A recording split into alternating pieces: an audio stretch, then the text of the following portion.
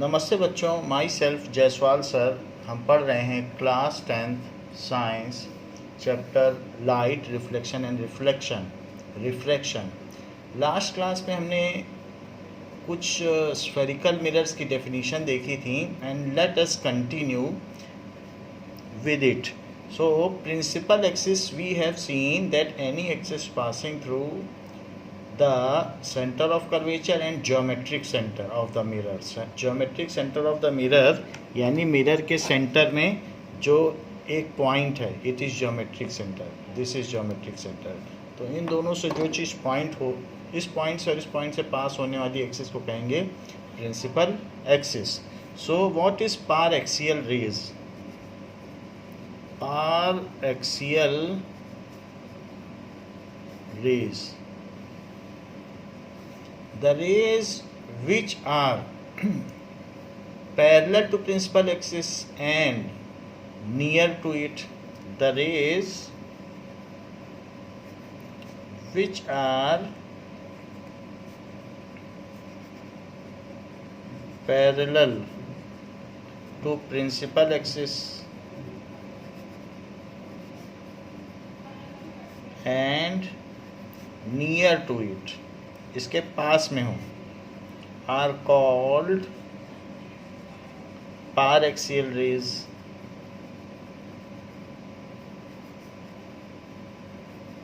मान लीजिए यहाँ पर प्रिंसिपल एक्सिस है, तो कोई भी रे आएगी तो लेफ्ट हैंड साइड से ही वो आएगी और वो इस पर फॉल करेगी।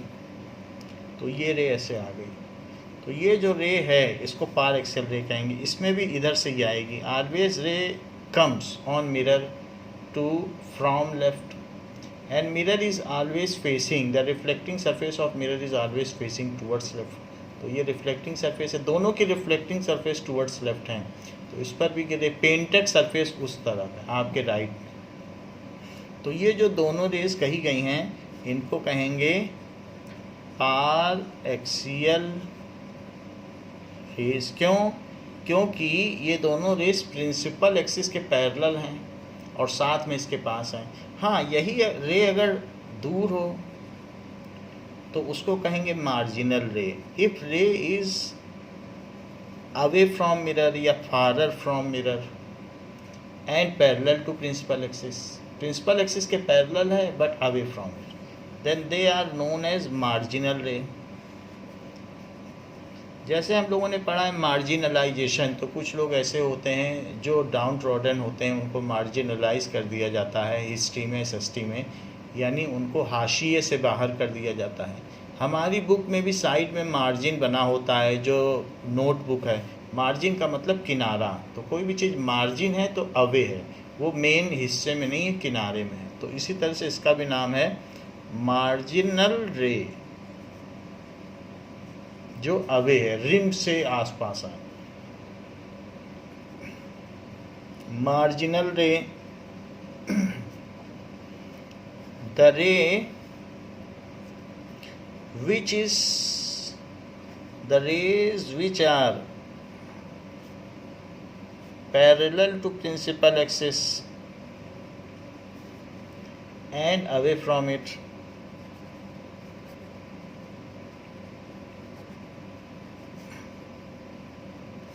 and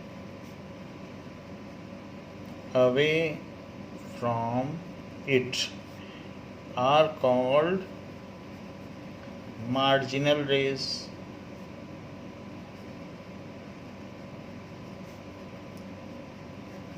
तो वो मार्जिनल रेज हो जाएंगे। नाउ प्रिंसिपल फोकस,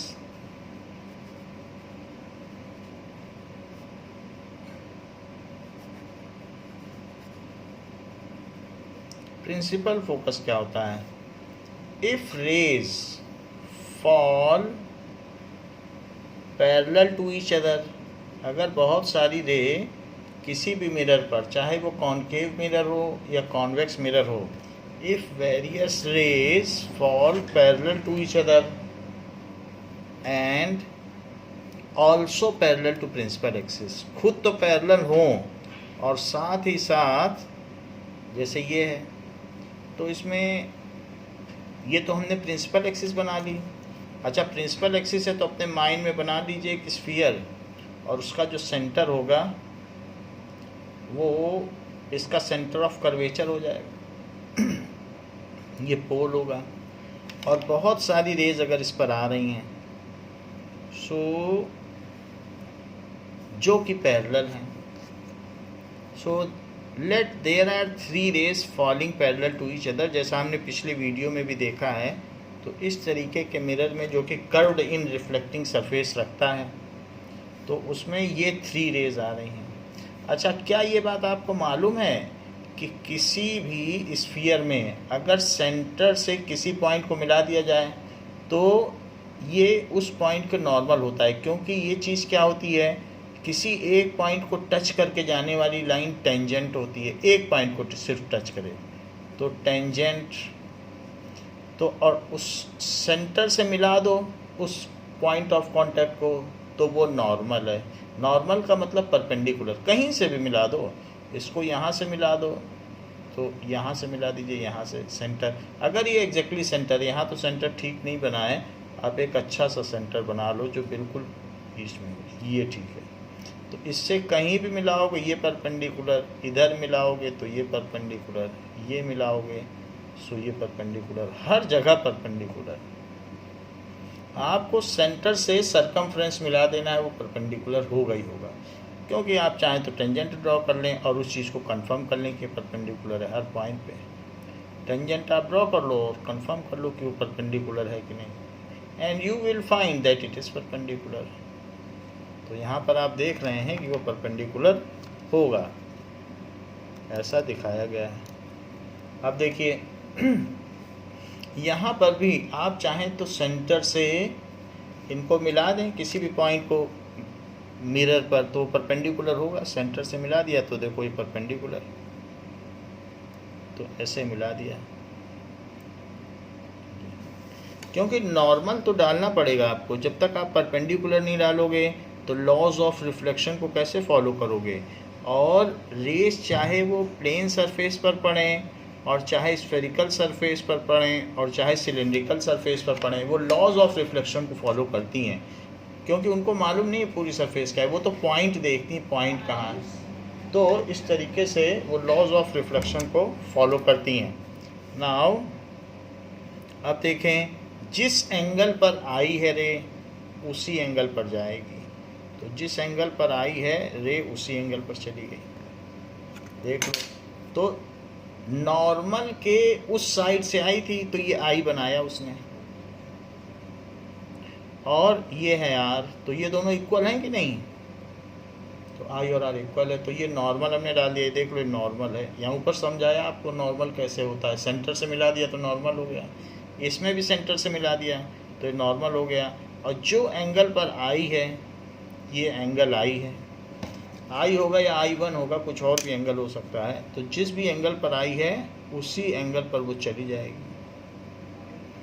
नाउ ये चली गई, बाउंस बैक हो गई, और नॉर्मल से उतना ही एंगल बनाते हुए बाउंस बैक हुई।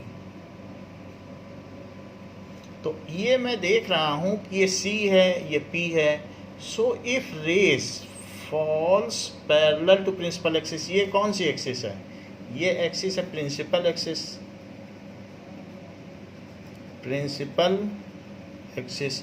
एक रे तो प्रिंसिपल एक्सिस पर ही आ गई, तो ये तो नॉर्मल है ही, क्योंकि इस पॉइंट पर ये C से P मिल रहा है, उसी रिम पे कोई पॉइंट, कोई भी है मिरर पे पॉइंट मिल रहा है, तो मिरर पे एक पॉइंट मिल गया और दो और भी चीज़ें हैं, तो ये भी परपेंडिकुलर और ये साथ में ये भी परपेंडिकुलर है। ये नॉर्मल देखो, नॉर्मल से परपेंडिकुलर है normal.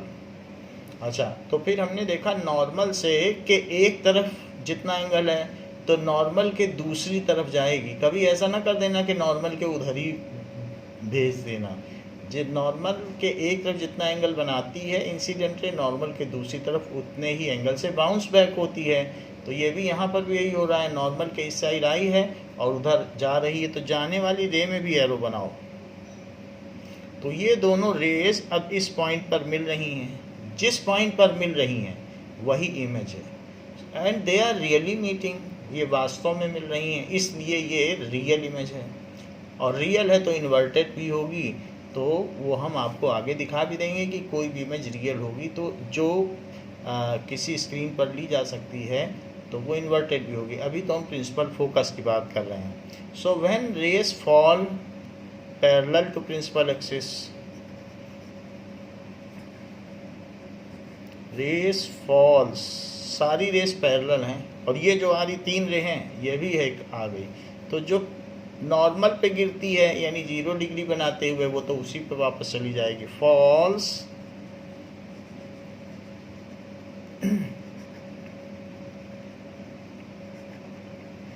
Principal axis, then after reflection, reflection के बाद उनका क्या होता है, रिफ्लेक्शन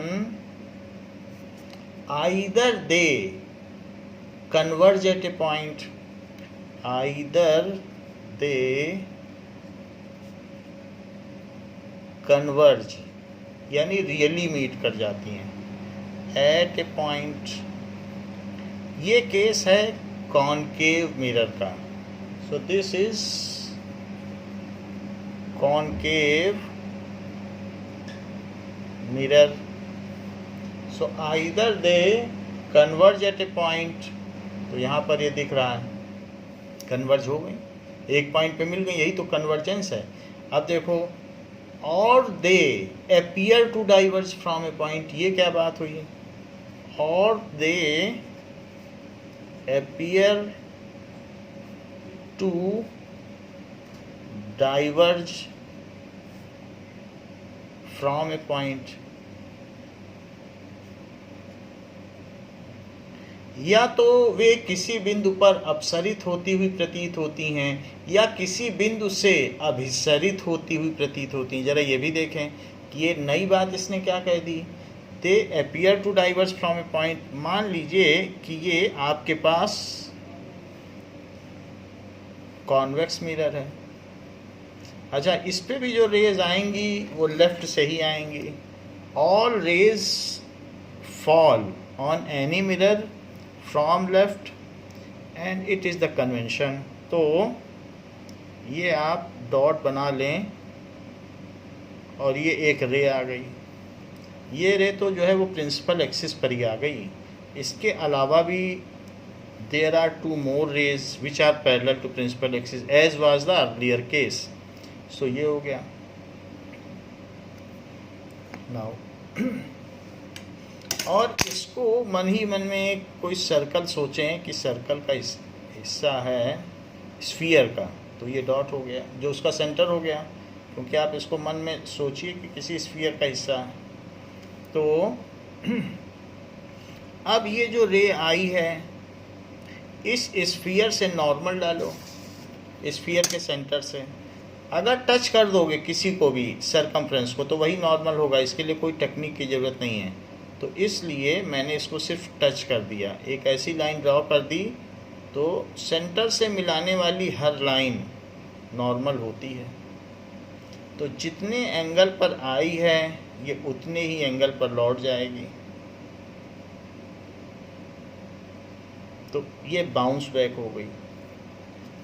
बट आँखों को लगेगा ये कहीं पीछे से आ रही है, because they feel that light travels in a straight line path. तो आँख जो है धोखा खा जाएंगी, वो सोचेंगी यहाँ से आ रही। ऐसे ही हमने यहाँ भी नॉर्मल लगाया, सेंटर से अगर आप मिला दो सरकमफ्रेंस को तो किसी भी पॉइंट को मिला दीजिए तो ये भी नॉर्मल हो गया। देखो हमने नॉर्मल डाल दिया है और ये भी हमने नॉर्मल डाला था कि नहीं।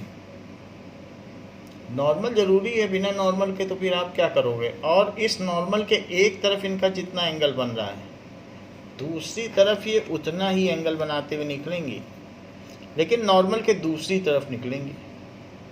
तो हम ये भी देख लें। सो दिस इज ऐसे निकल रही हैं ये, तो जो ये एंगल है वही ये भी एंगल है।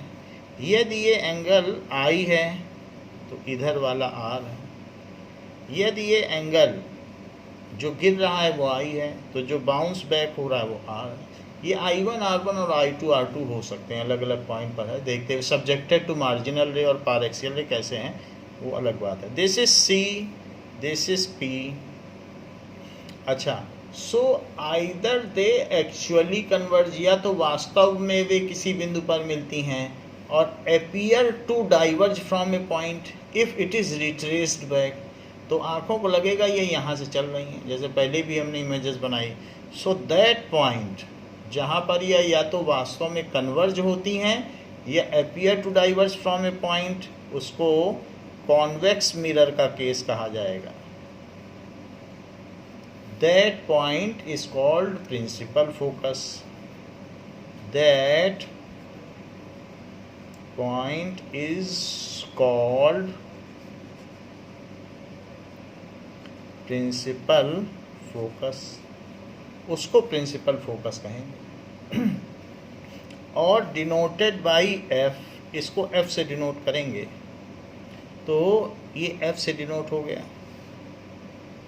Principal focus lies exactly at mid point of P and C, तो ये मिड पॉइंट पे लाई करता है। It lies at mid point of PC के मिड पॉइंट पे लाई करता है। And the distance from pole to focus, जैसे पोल से फोकस तक की जो डिस्टेंस है, ऊपर भी डिस्टेंस है नीचे भी है, तो दोनों ही केसेस में, तो ये जो डिस्टेंस है पोल से फोकस तक की, ये जो डिस्टेंस है इसको फोकल लेंथ कहेंगे, F। पोल से फोकस तक की जो डिस्टेंस है उसको क्या कहेंगे, फोकल लेंथ, F। अच्छा, पोल से सेंटर तक की डिस्टेंस को क्या कहा था, इसको आपने कहा था वक्रता त्रिज्या, रेडियस ऑफ कर्वेचर। अच्छा, पोल से सेंटर तक की डिस्टेंस को क्या कहा था, इसको आपने कहा था यहाँ से लेकर यहाँ तक की जो डिस्टेंस थी इसको आपने R कहा था। तो ये पूरा है R और हाफ है F, तो इसलिए F is R/2।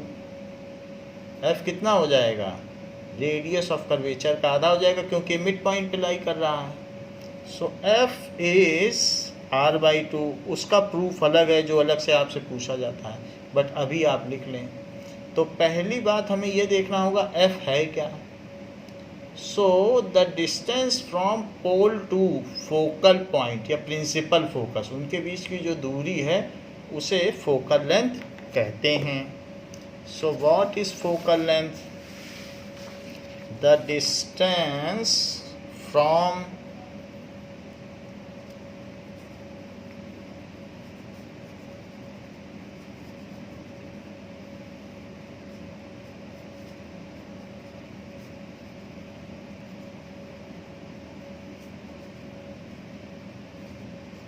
Pole to principal focus,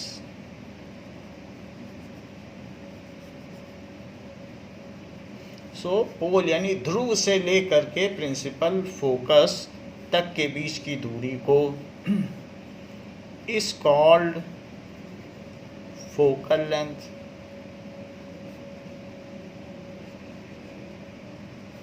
it is PF, ये PF है, and denoted by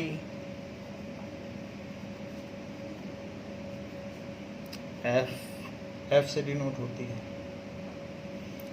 now focal length and radius of curvature for convex mirror lies towards right of mirror, यानी right, ये left है ये right है।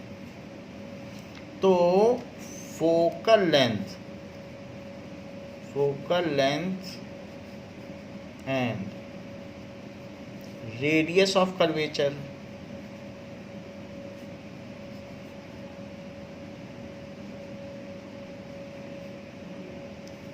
Lies towards, ये किधर लाई करता है, towards right of mirror, right of mirror, या ये भी कह सकते हो बिहाइंड द मिरर, बिहाइंड का उतना इम्पोर्टेंस नहीं है, राइट ऑफ मिरर ज़्यादा है, क्योंकि मिरर को हमेशा लेफ्ट में फेस करना चाहिए मिरर। तो हमने देखा यहाँ पर जो फोकल लेंथ है वो भी राइट में है और ये भी है।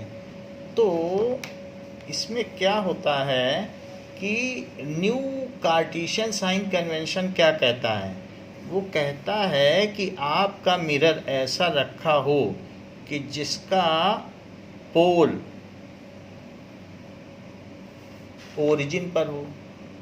ये एक्स वाई एक्सिस है, तो एक्स वाई एक्सिस हो गई। तो इस कार्टेशियन सिस्टम में new Cartesian sign convention system, new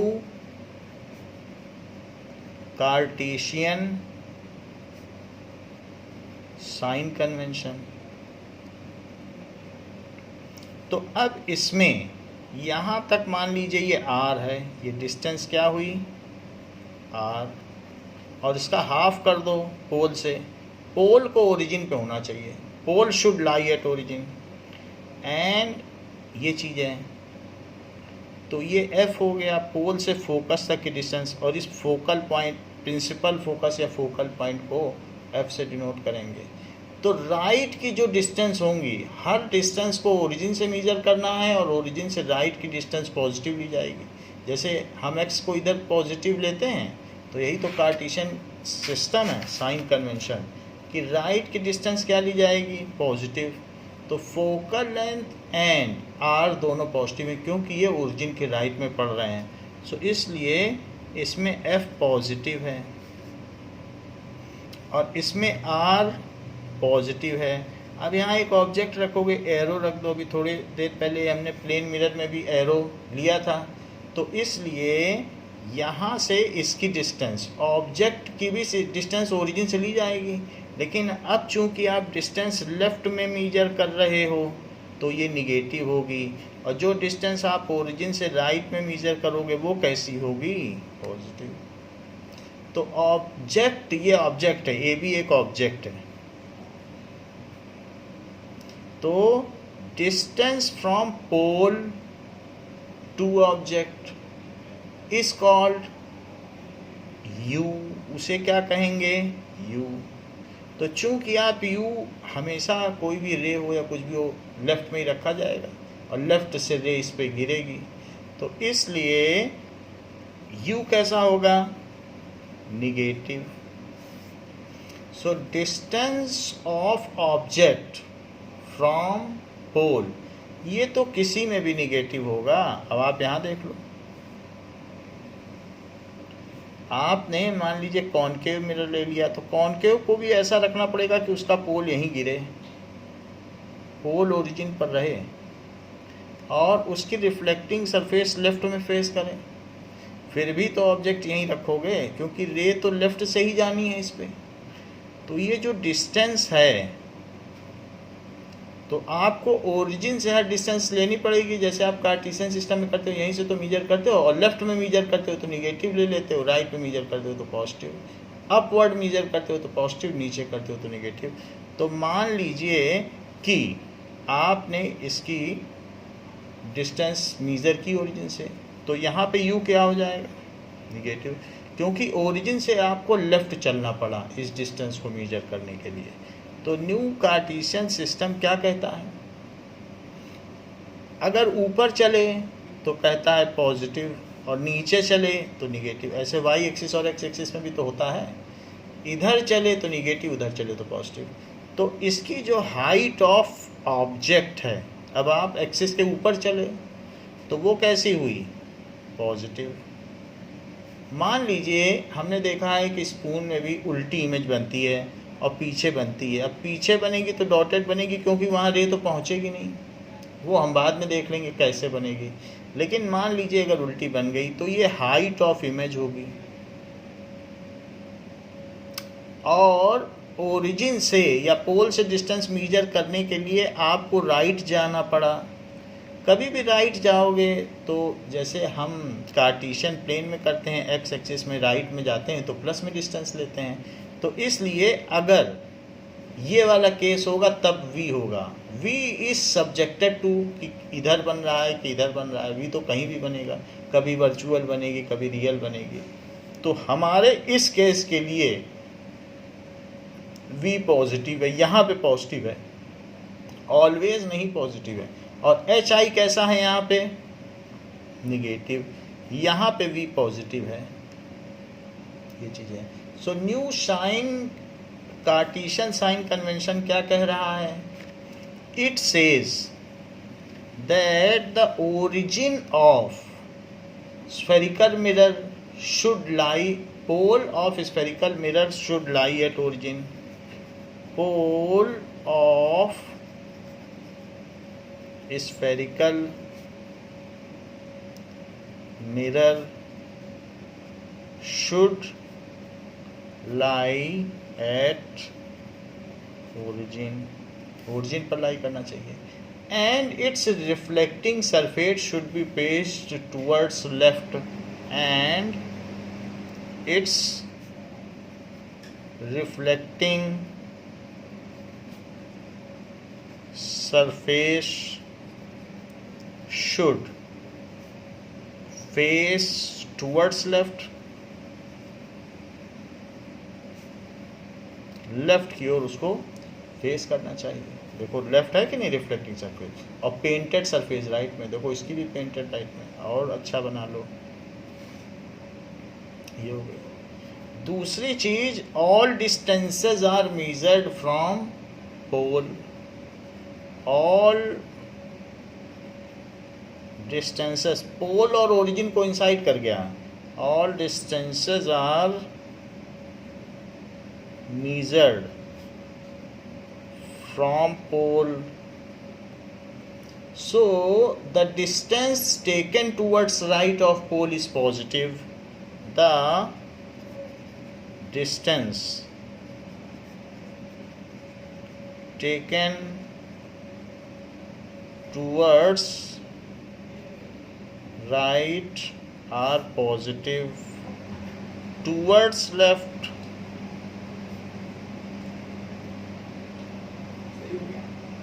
are negative,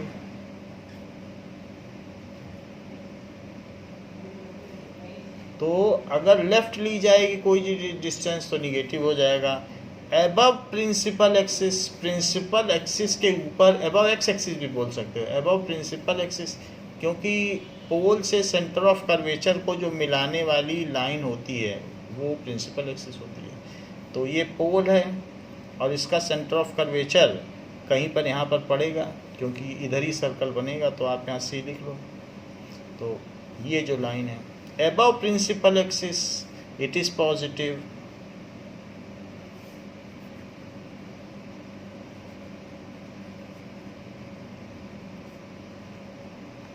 it is positive, and below principal axis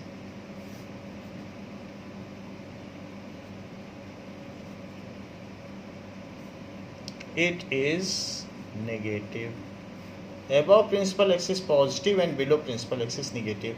अब जरा देखो, light should fall on mirror from left hand side always, it is as per new Cartesian sign convention. पहले ये नहीं चलता था, पहले light left से भी गिरती थी तो बहुत उसमें गड़बड़ हो जाती थी। अब ये इसके हिसाब से हमेशा मिरर ऐसे ही रखा जाएगा, it is as per new Cartesian sign convention.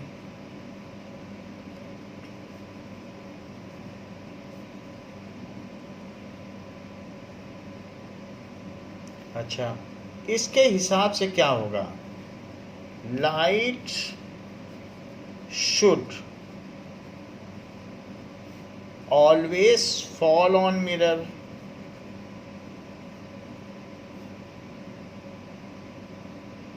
From left,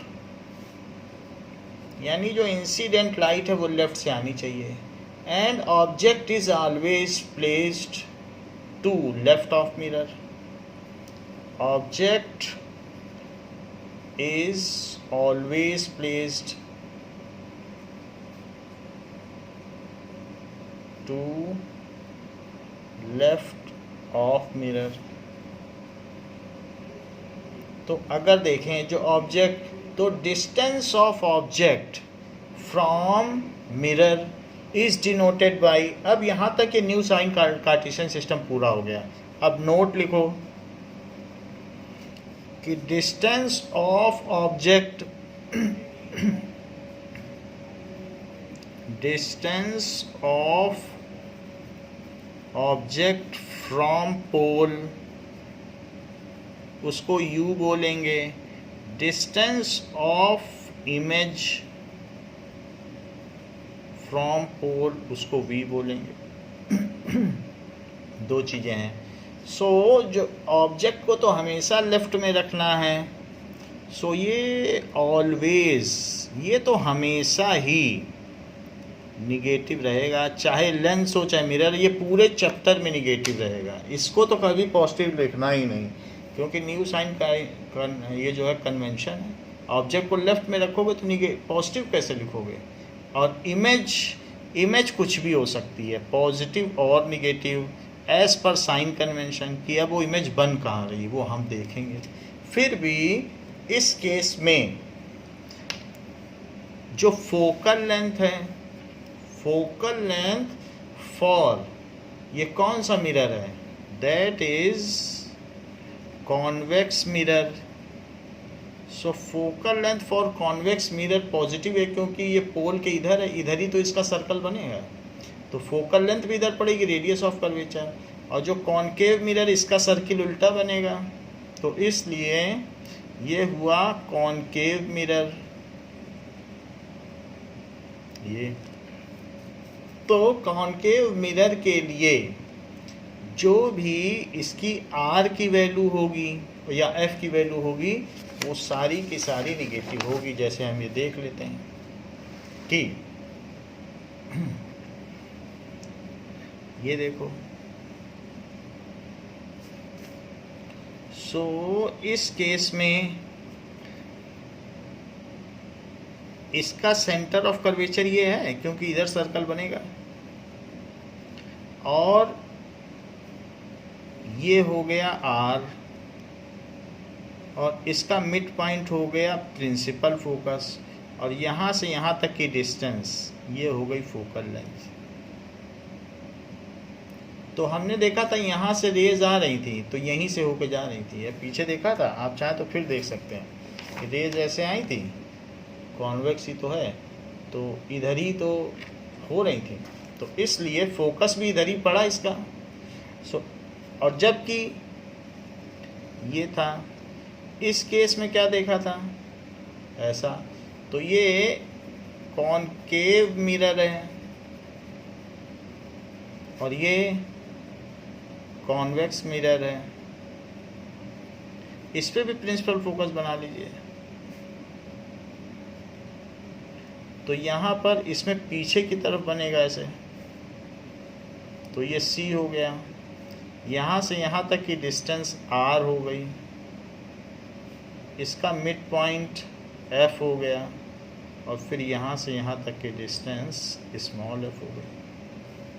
अब चूंकि पोल से आप राइट में यहाँ मेजर कर रहे हो, तो इस केस में F पॉजिटिव और इस केस में R पॉजिटिव। इस केस में F निगेटिव, क्योंकि पोल से आप लेफ्ट में मेजर कर रहे हो, पोल से ही पोल ओरिजिन होता है, ओरिजिन से लेफ्ट गए तो निगेटिव, ओरिजिन से लेफ्ट गए तब R मिला।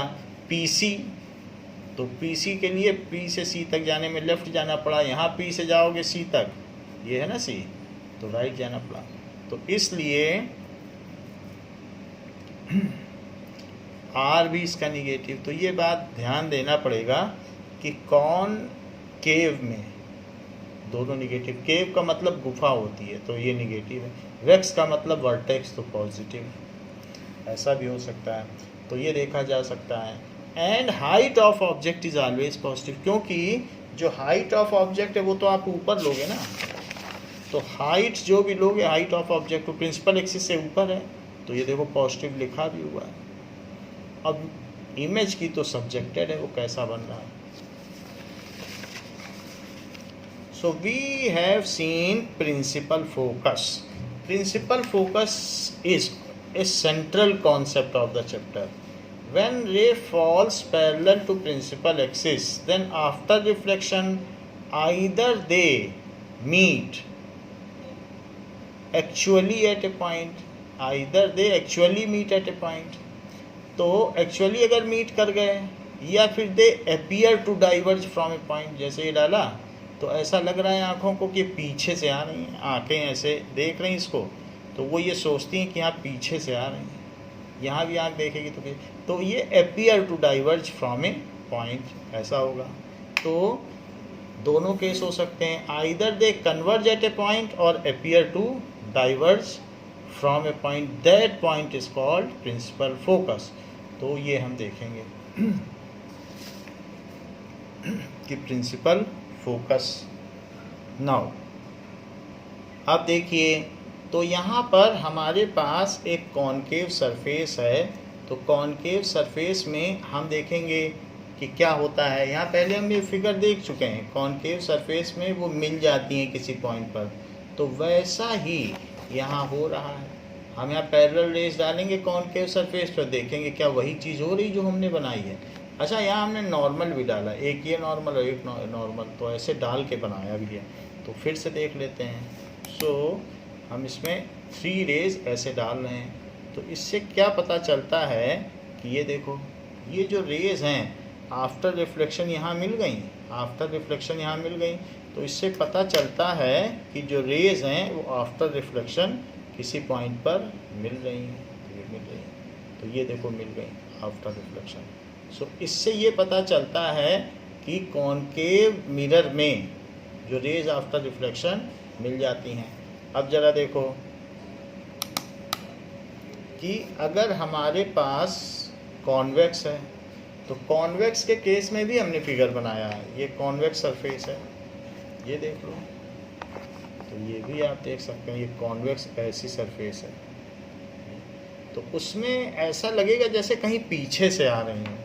तो ज़रा हम देखें, ये देखो लग रहा है कि नहीं, इसमें पीछे से आ रही हैं, लग रहा है जैसे पीछे से रेज आ रही है।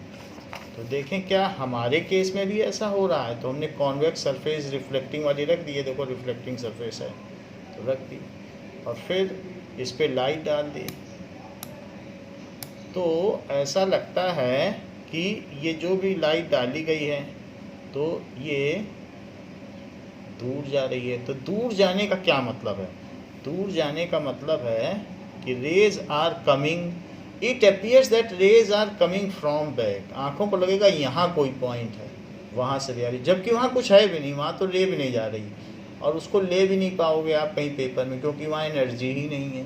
तो इस तरीके से कॉनकेव और कॉन्वेक्स में अंतर देखा गया।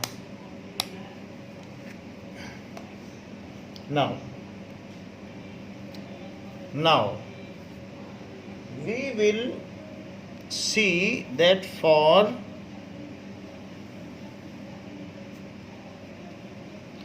concave mirror not only 3 but more than 3, मान लीजिए 5 रेज पड़ती हैं, तो हम कैसे डायग्राम बनाएं?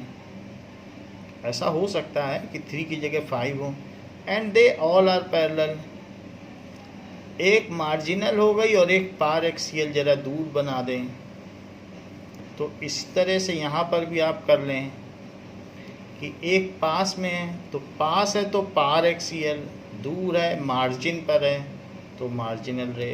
We have drawn all 5 parallel rays. So parallel rays है तो इसको अगर आप ऐसे एक्सटेंड करोगे, करने की ज़रूरत नहीं है, मन ही मन में आप देख लो तो ये सी हो जाएगा। अब सी से सभी पॉइंट्स पे आप परपेंडिकुलर डाल दो, जितने भी पॉइंट्स हैं, draw perpendicular on all that. तो इसके लिए हमने परपेंडिकुलर मिला दिया, सो ये परपेंडिकुलर है। इसी तरीके से इस पे भी डाल लें, सी से, और इस पर भी डाल लें। So we have taken at this time now 5 parallel rays। पहले 3 ली थी लेकिन इस बार 5 ली हैं।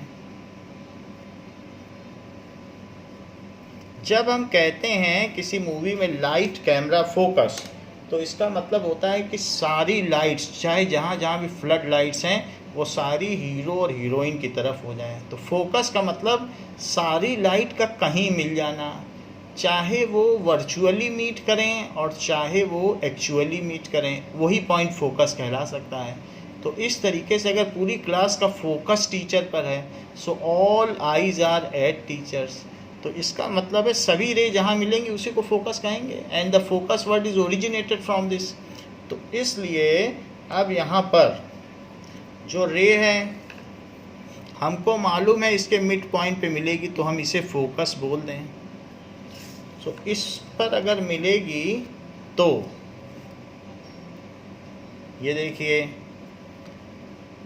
It is only for accuracy. वैसे हमें ऐसा नहीं करना चाहिए, हमको ये देखना चाहिए जितने एंगल पर आ रही हैं उतने एंगल पर जा रही हैं। लेकिन कई बार हमारी आई जो होती है वो थोड़ा सा पैरेलैक्स की वजह से कम ज़्यादा एंगल बना सकती है और हम उसको फील नहीं कर पाते, तो हम एक्चुअली बीच में ले लें जिससे हमारा फिगर प्रिसाइज हो जाए, तो ये एंगल भी ठीक हो जाएगा और चीज़ें भी ठीक हो जाएंगी। तो हमें मालूम है कि जो आर का हाफ जो है वही है फोकल लेंथ, उसी के मिड में प्रिंसिपल फोकस लाई करेगा। तो हम ऐसे बना दें and the figure will automatically भी करेक्ट। चूँकि ये रेज एक्चुअली बाउंस बैक हो रही हैं, इसीलिए हमने इनको बोल्ड बनाया है। यहाँ पर ये इसके इक्वल है। इसी तरीके से और भी रेज है, किसी भी रे को छोड़ो नहीं, जो आ रही वो सारी बाउंस बैक होगी। तो ये रे भी आ गई, तो इसको भी इसी से पास कर दो। तो जो रे आ रही है उसमें आने का साइन, जो जा रही है उसमें जाने का साइन। जो इधर गिर रही वो तो इसे ही चली जाएगी क्योंकि ये खुद ही परपेंडिकुलर है, तो 0 डिग्री पे गिर रही है। एक रे ये आई तो जाने का साइन, इसमें जाने का साइन हो गया, उसमें हो गया। इस पे बनाओ, ये अभी नहीं हमने भेजी है, तो ये है। तो इस केस में भी आप बना लें। सो दिस इज द रे विच हैज़ बाउंस्ड बैक। तो आपने क्या देखा? आपने देखा कि ये तो बुक का डायग्राम हो गया, क्योंकि बुक में भी 5 रेज आ रही थी, 5 जा रही थी। तो इस तरीके से हमने ये बात देख ली कि फोकस कैसे लाई करता है। तो ये देखो बुक का डायग्राम, तो बुक में भी यही चीज़ बनी ना। अब देखिए, so the same diagram we will practice for. तो यहाँ फोकस लेफ्ट में है, फोकस इज एट लेफ्ट, तो फोकल लेंथ भी लेफ्ट में हुई। और फोकल लेंथ लेफ्ट में हो गई पोल से, तो हमें तो लेफ्ट में जाना पड़ेगा इसको मेजर करने के लिए। सो इसलिए F is negative and all points meet at focus. अब अगर मैं एक now we take convex lens और उस पर भी 5 रेज लें जैसा बुक में लिया गया है, एक प्रिंसिपल एक्सिस ले लें। नाउ जो रेज हैं वो बोल्ड दिखाई जाएंगी, जो एक्सिस हैं या परपेंडिकुलर हैं वो डॉटेड दिखाए जाएंगे, ये रूल है। तो हमने रेज को बोल्ड दिखाया है और जो एक्सिस है वो डॉटेड दिखाई है। हाँ, ये यहाँ पे रे आ रही थी तो यहाँ तक हमने इसे बोल्ड दिखाया, ये सारी रे है। अच्छा, इसका जो सेंटर है, अगर इसे हम पूरा कवर करें तो सेंटर हो जाएगा पूरा। वैसे बना नहीं रहे हैं, लेकिन बनाए तो ये सेंटर हो जाएगा।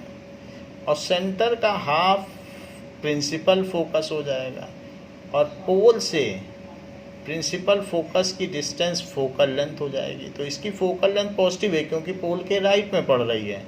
सो F is positive.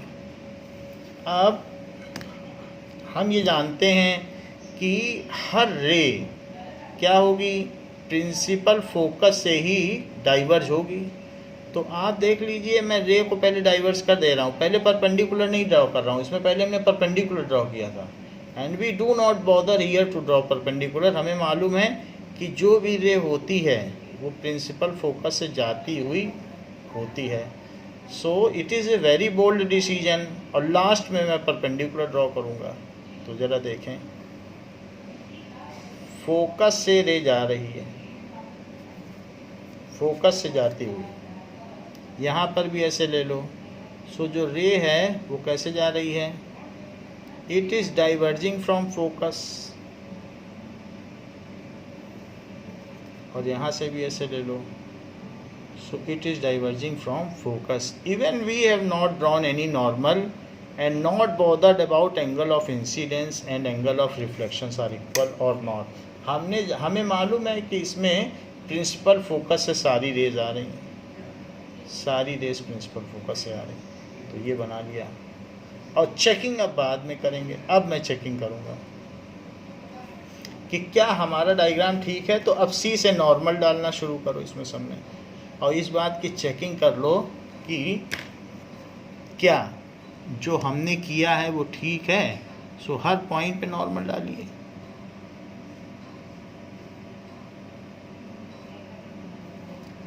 Now her point पे आप नॉर्मल डाल लीजिए।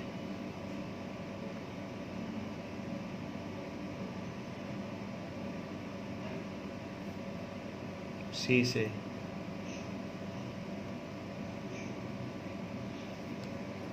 इधर भी डाल लीजिए।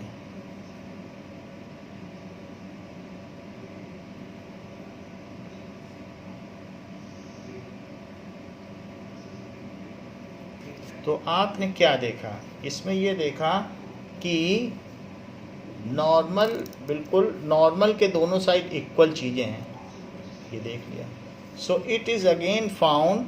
तो आप ज़रूरी नहीं है कि नॉर्मल डालें, तो नॉर्मल बुक में भी नहीं डाला गया, ऐसे ही बना दिया गया।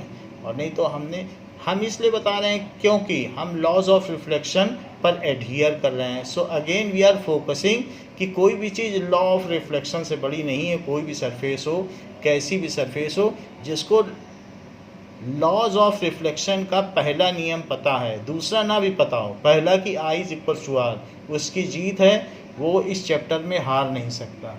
उसे सिर्फ जिसको ये पता हो कि आई और आर इक्वल है और नॉर्मल डालना जानता हो, वो कभी भी देख लो सारे एंगल इक्वल हैं, उसके लिए इमेज फॉर्मेशन कोई बड़ी समस्या ही नहीं है, वो बना ही लेगा। क्योंकि उसको ये पता चल चुका है कि आई आर के इक्वल है, और फिर वो वैसे ही बना लेगा। तो बाकी चीज़ें तो ऐसे ही हैं। यही सबसे बड़ी चीज़ है कि I is equals to are. अब जरा देखें कि now rules for image formation in spherical mirrors. हम इमेज बनाएं, कैसी इमेज बनेगी? बड़ी बनेगी, छोटी बनेगी, क्या बनेगी? पॉइंट साइज बनेगी, इनफाइनाइटली साइज बनेगी, क्या बनेगी? उसके लिए हमें कुछ नियम जानने होंगे। Rules for image formation through spherical mirror. For image formation through spherical mirror.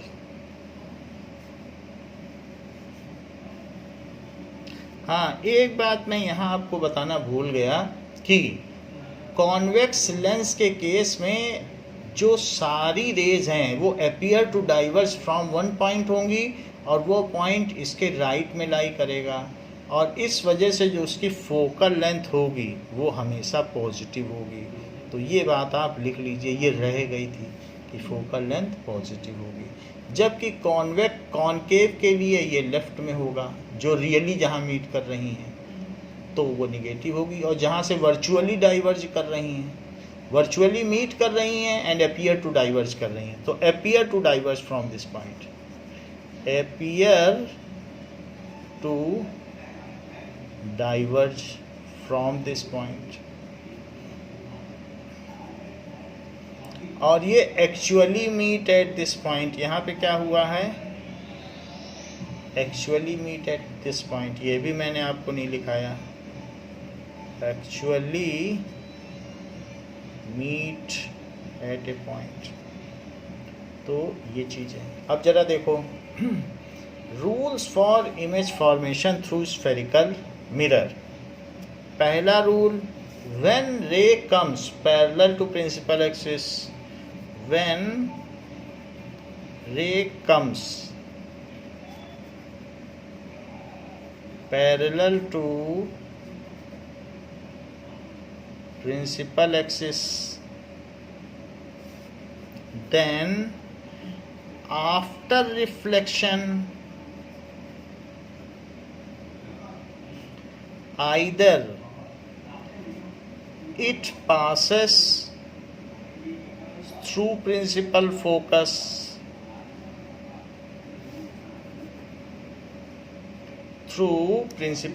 या तो वो मुख्य फोकस से गुजरेगी। यदि कोई रे या किरण मुख्य अक्ष के समानांतर आपतित होती है तो या तो वो मुख्य अक्ष से गुजरेगी, मुख्य फोकस से, प्रिंसिपल फोकस, या तो वो वहाँ से गुजर जाएगी। ऐसा कॉनकेव के केस में होगा। और appear to come from focus,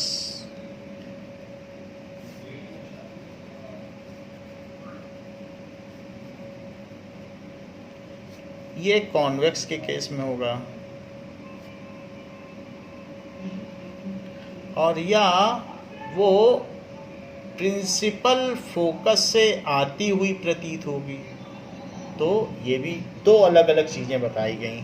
जैसे मान लीजिए कि ये पहला, तो ये तो खैर कॉन्वेक्स का केस है, तो कॉन्वेक्स का केस ले लें। तो रे अगर प्रिंसिपल एक्सिस के पैरेलल हैं तो ये तो सी हो गया और ये एफ हो गया।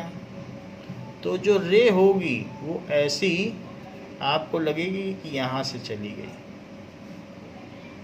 It appear to come from focus, और नहीं तो आप अपना नॉर्मल डाल लें, नॉर्मल डाल के आप कंफर्म कर सकते हैं। मैंने डाल दिया नॉर्मल, अब आई और आर इक्वल हो गया। सो देखने वाले को क्या लगेगा, जो आईज हैं वो ये देख लेंगी कि रे जो है it is coming from focus, appear to come from focus, बल्कि उसे तो लगेगा कि कमिंग फ्रॉम फोकस है, जबकि वहाँ कुछ है ही नहीं, मिरर के पीछे तो कुछ नहीं होता। लेकिन ये बात देखो, अगर कॉनकेव है, कॉनकेव का पहला केस था, और इसके पैरेलल आ रही हैं, तो ये C है और ये F है, तो after reflection they pass from focus. और ना मानिए तो परपेंडिकुलर डाल लीजिए, आपको भी संतुष्टि हो जाएगी कि हाँ भाई ये ठीक है, क्योंकि परपेंडिकुलर तो C सही डालोगे तो I और R इक्वल हो जाएगा। So when ray falls parallel to principal axis, ये प्रिंसिपल एक्सिस है, then in concave mirror it passes through focus, actually passes through focus, and in convex mirror it appear to come from focus। ये पहला नियम है, तो इसको mind में रख लीजिए, इम्पोर्टेंट नियम है। दूसरी चीज़ क्या है, when ray, if ray passes through focus,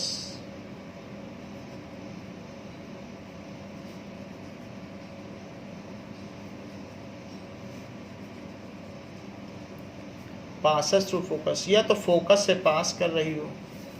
if ray passes through focus, पास तो कब करेगी, फोकस तो एक्चुअली कहाँ होता है, मिरर के सामने होगा तभी तो पास कर पाएगी। मिरर के सामने तो कॉन्वेक्स में ही होता है, तभी तो पास कर पाएगी। इसमें तो कमिंग टूवर्ड्स फोकस हो सकता है, मिरर के पीछे डालोगे तो कुछ होगा ही नहीं, मिरर के पीछे कितनी रोशनी कर दो कुछ नहीं होगा, क्योंकि वहाँ तो पेंटेड सरफेस होती है। तो approaches to focus, so if ray passes through focus, ये केस है कॉनकेव मिरर का। और अप्रोचेस टू फोकस, अप्रोचेस का मतलब कमिंग टूवर्ड्स फोकस। कहीं कहीं मैं फोकस लिख दे रहा हूँ तो आप वहाँ प्रिंसिपल फोकस कर दीजिएगा। अप्रोचेस टू प्रिंसिपल फोकस, ये है कॉन्वेक्स मिरर का। देन आफ्टर रिफ्लेक्शन,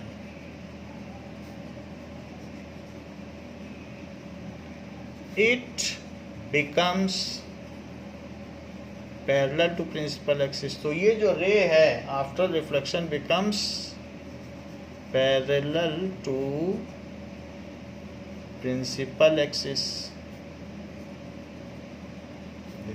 देखें तो ये क्या बात कहना चाहता है, इस चीज़ को समझना होगा। ये कह रहा है कि ये प्रिंसिपल एक्सिस है और कोई रे फोकस से आ रही है, ये फोकस से गुजर गई रे, तो फोकस से पास कर रही हो कोई रे। और ये एक और बात भी कह रहा है कि अगर कॉन्वेक्स मिरर है और उसमें ये प्रिंसिपल एक्सिस है, प्रिंसिपल एक्सिस कौन सी होगी, जो पोल और सी से पास होती है, तो ये प्रिंसिपल एक्सिस है। और ये इसके मिड में कहीं एफ होगा, प्रिंसिपल फोकस। तो कोई रे अगर फोकस की ओर अप्रोच कर रही है तो ये अप्रोच कर रही है। अब क्या हो, कह रहा है इन दोनों ही सूरतों में, इन बोथ दिस केसेस, ये आ रही है, यहाँ पर भी आ रही, फोकस की ओर, यहाँ फोकस से गुजर रही है, यहाँ फोकस की ओर आ रही है। फोकस से तो गुजर नहीं सकती, वो मिरर के पीछे है। तो ऐसे में वो रिफ्लेक्शन के बाद कह रहा है कि प्रिंसिपल एक्सिस के पैरेलल हो जाएगी। ये कैसी बात है, कह रहा है ऐसे हो जाएगी। और यहाँ पर भी यही कह रहा है after reflection it becomes parallel to principal axis. क्या ये ठीक कह रहा है? चेक करें जरा ये कैसा कह रहा है। कह रहा है कि रिफ्लेक्शन के बाद ऐसे हो जाएगी, और यहाँ पर भी कह रहा है जरा परपेंडिकुलर तो डाल के देखो। तो क्या जो एंगल ऑफ इंसिडेंस है वो एंगल ऑफ रिफ्लेक्शन के इक्वल है? तो हाँ। तो और यहाँ पर भी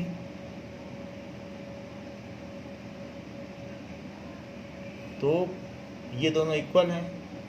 तो इसका मतलब इधर से आए तो इधर चली जाए और इधर से आए तो इधर। एक और भी बात मैं आपको बता दूं, वो इस रूल का हिस्सा नहीं है लेकिन फिर भी बता दूं।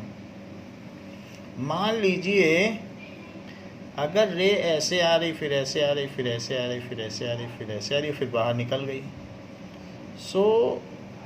इसमें यहाँ आई, फिर ऐसे गई, फिर ऐसे गई, फिर ऐसे गई, वो बाहर चली गई।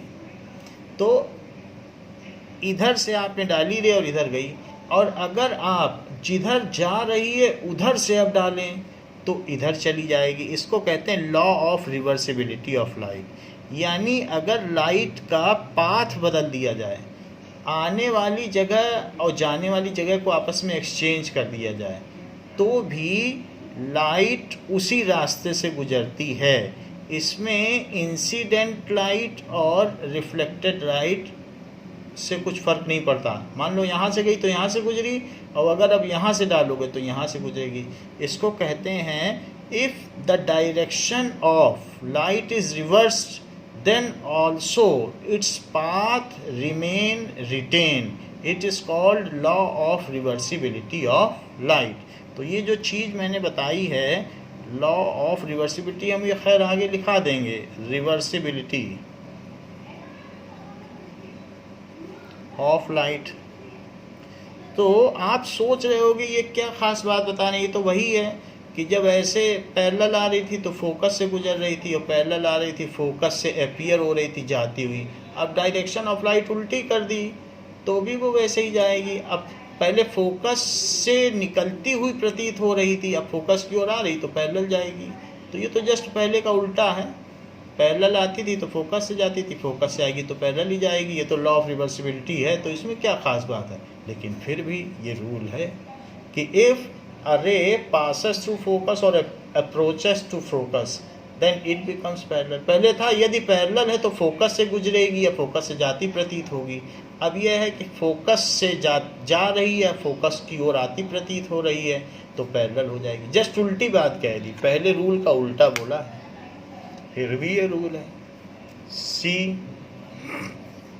अब क्या कहा, if a ray passes through centre of curvature और approaches to centre of curvature then it bounce back on the same path. Here retraces its path if ray passes through center of curvature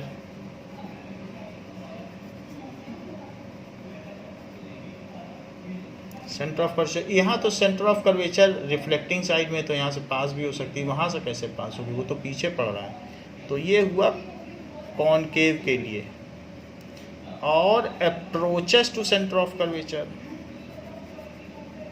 approaches to centre of curvature,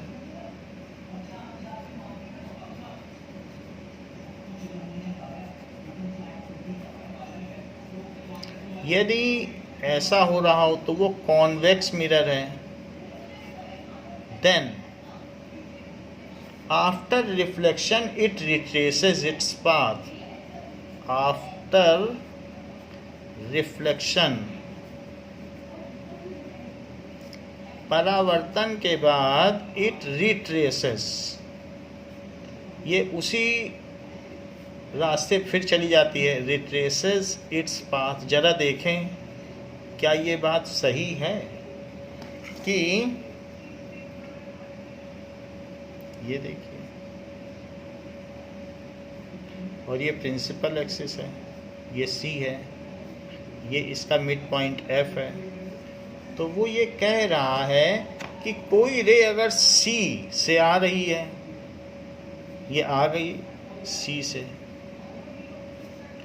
तो वो कह रहा है अगर सी से होके आई है तो वहीं लौट जाएगी। ये बात सही है, क्योंकि ऐसे केस में एंगल ऑफ इंसिडेंस ही 0 हो गया। सी से ही तो नॉर्मल पड़ता है, तो नॉर्मल पे ही गिर रही है वो, तो उसी पे रास्ते पे बाउंस बैक हो जाएगी। यहाँ देखें, अगर कोई रे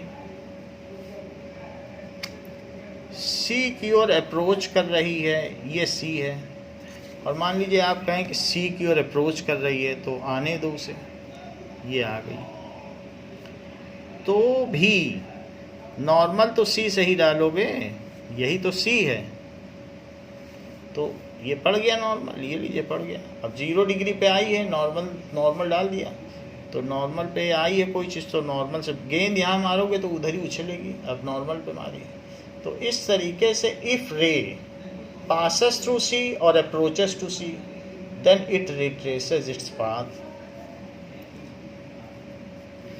If ray falls at pole making some angle from principal axis,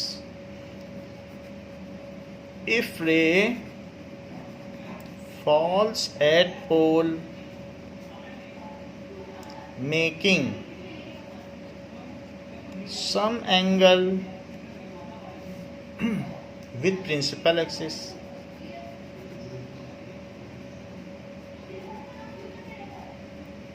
then after reflection it passes, it makes same angle with principal axis on other side. It makes same angle with principal axis on other side. ये कहने का मतलब है कि अगर ऐसे देखो कोई रे है और वो प्रिंसिपल एक्सिस पर आ रही है, तो प्रिंसिपल एक्सिस पे जिस एंगल पर आ रही है उसी एंगल पे लौट जाएगी। ये दोनों एंगल इक्वल होंगे। तो क्योंकि ये सी है, तो सी से तो नॉर्मल पी पे पड़ता ही है, तो ये तो नॉर्मल है ही, तो जितने एंगल पर आ रही उतने पे चली जाएगी। यहाँ देख लीजिए,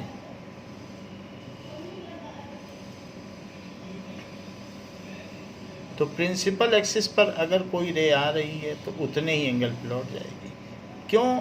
क्योंकि प्रिंसिपल एक्सिस सी से पी पर नॉर्मल पड़ता है, तो उतने पे लौट जाएगी। अच्छा, जो 5th पॉइंट है वो इसका काफ़ी इम्पोर्टेंट पॉइंट है कि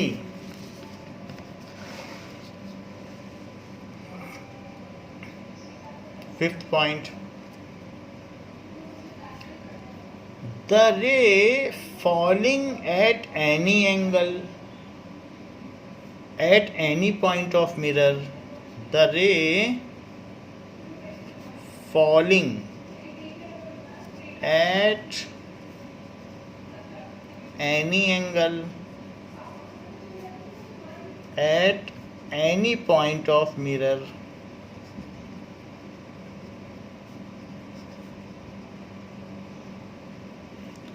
always follows the law of reflection,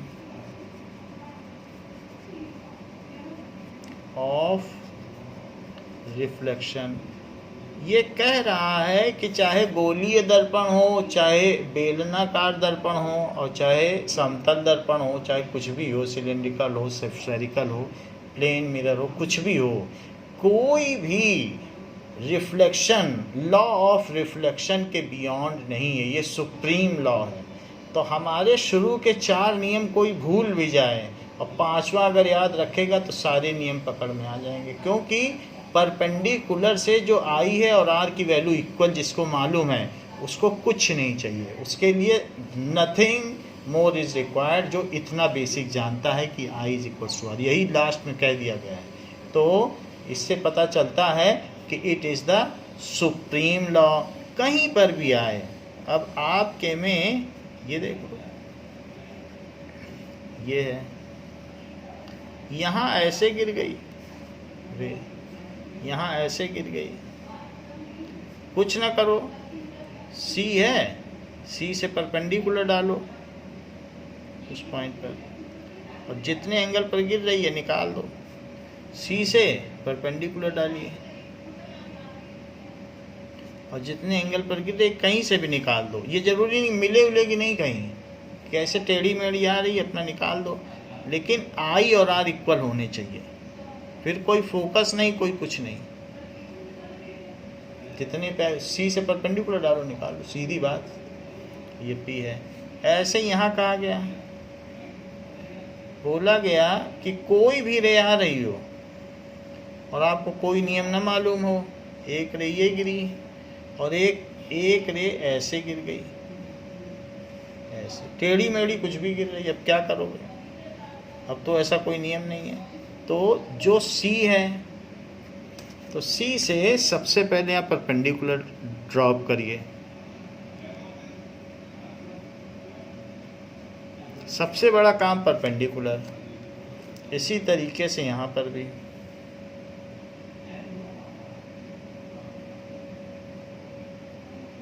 ये, और परपेंडिकुलर के दूसरी तरफ उसे निकाल दीजिए उतने ही एंगल पर, ये बन गई बात। इसी तरीके से कोई रे ऐसे गिर रही है, तो अब मैंने परपेंडिकुलर इसमें थोड़ा सा गलत बना दिया है, तो कुछ भी हो इसको ठीक कर लेते हैं।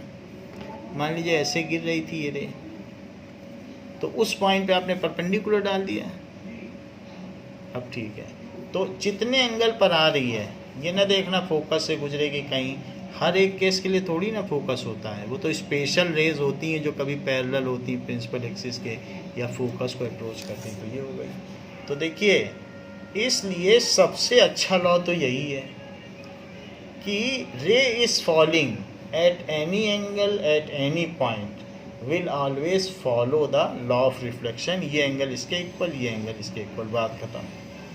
सो these are the various law by which we will see the image formation on concave mirror and convex mirror, that we will see in our next class। इस क्लास के लिए बच्चों इतना ही, थैंक यू।